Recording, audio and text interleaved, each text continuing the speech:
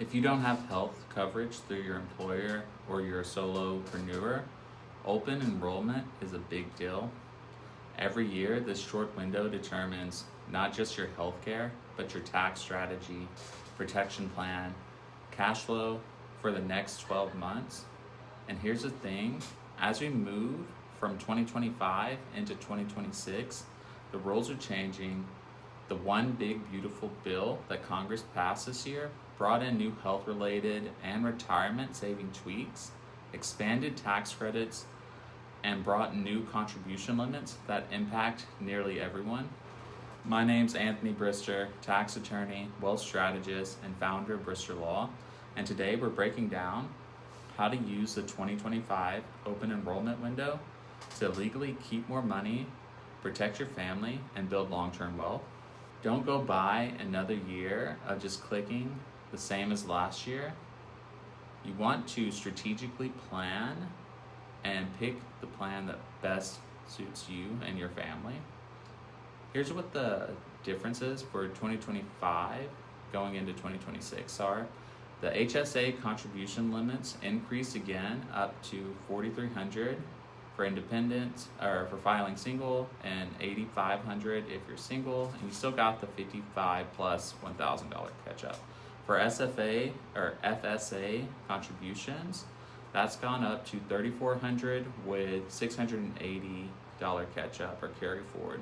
Under the big beautiful bill, gig workers can now deduct 100% of their health insurance premiums as an above the line deduction, even if they buy coverage through a state marketplace.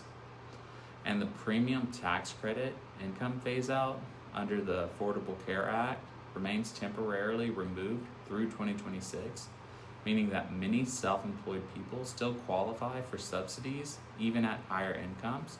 So what does this mean? Whether you're an employee or you run your own business, this open enrollment season carries more financial leverage than any in the last decade. So let's talk about building your 2025 health strategy. First, if you're an employee, don't default to your prior plan. Check out how new premium structures and deductibles stack up under the 2026 updates. If your employer offers an HSA eligible high deductible plan, this is a year to lean in. The higher contribution ceiling means that you have more pre-tax savings and greater tax-free compounding. You can pair your HSA with a modest FSA for dependent care or vision, dental costs if your employer allows both, but avoid overlapping medical FSAs if it disqualifies the HSA. If you're a solopreneur or small business owner, open enrollment on healthcare.gov or your state exchange typically runs between November 1st through January 15th, but verify your state's window.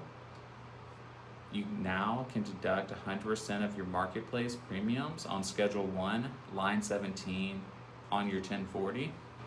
The qualified small employer HRA and the new individual coverage HRAs are even more flexible under 2025 rules, allowing you to reimburse yourself or your employees for individual policies while keeping the deduction. And yes, you still can combine these with an S-Corp strategy if you're structured correctly, but documentation and corporate minutes matter. Let's talk about choosing between high and low deductible plans. As a quick refresher, because the numbers shifted, in 2026, you'll want to align your health plan of choice with the updated numbers to maximize the tax benefits.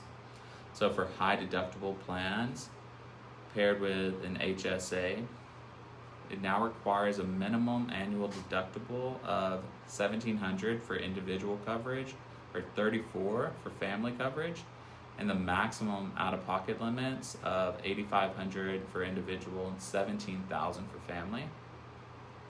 With this structure, you benefit from lower monthly premiums, and you qualify for an HSA whose contribution limits in 2026 are $4,400 for individuals and $8,750 for family coverage.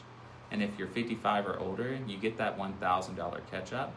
This combination is ideal for healthy individuals, self-employed professionals, Are households willing to leverage the triple tax benefit? The tax-free growth in, the tax deduction out, and the tax-free withdrawal. On the other hand, a low deductible or PPO plan remains a better option if you expect frequent medical care, prescriptions, or you have chronic conditions. These plans feature a high monthly premium, but lower cost when you actually use the care, giving more predictable cash flow and often qualifying for a flexible spending account or FSA to further reduce your taxable income. This is a use it or lose it model with the FSA, but you can contribute up to $3,400 per person, and if your employer allows it, you can actually carry over $680 into the next plan year. Finally, for younger solopreneurs or individuals with minimal medical care usage, you could use catastrophic or bronze level marketplace plan. That can make sense. These plans typically carry very high deductibles but are very low premiums, allowing you to channel savings into wealth building vehicles, particularly if you couple them with an HSA and invest wisely over the long term. The wealthy don't guess here. They calculate and they choose the plan that works best for them.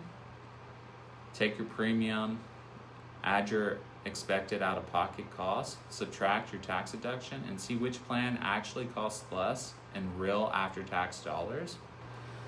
If you ever wonder, what can I write off? I would go to IRS publication 502. It's a list that the IRS gave of every medical or deductible medical expenses, from prescriptions, lab fees, fertility treatments, dental, and even travel mileage for medical appointments. And why does this matter? Well, those same expenses can be reimbursed from your HSA or FSA tax-free. Under current rules, the threshold for itemized medical deduction stays at 7.5% of your AGI. So if you itemize, you can plan ahead and get a deduction out of procedures. Now, there are a few hidden gems in this law that most people missed. Now, employers, HSAs can contribute a front load at the annual limit in January, creating an immediate year one tax shelter. Telehealth coverage continues to qualify for high deductible plans without ruining HSA eligibility, and dependent care FSAs have gone up to $7,500. Medical expense deduction for long-term care insurance have increased. These aren't minor tweaks, they're quiet opportunities to save real money. But you want to compare all available plans with the 2026 numbers, not last year's. Maximize your HSA if eligible. Treat it like a retirement account. Use your FSA strategically for predictable costs. Deduct 100% of premiums if self-employed. You want to update your beneficiaries. Keep a publication of 502 bookmarked, and talk to your tax professionals before you enroll, not after. Every November, most Americans rush through open enrollment in 15 minutes, while true wealth builders block off an hour because those 60 minutes could save them thousands. And if you're ready to align your open enrollment decisions with your 2025 tax and estate strategy, let's talk. Visit bristertaxlaw.com to schedule a discovery call. And if you found this video helpful, please subscribe, share with someone who might could use it. And again, I'm Anthony Brister, tax attorney and wealth strategist, reminding you that the best wealth builders plan before December. We'll see you next week on the Wealth Planning Podcast with Brister Law. Thank you.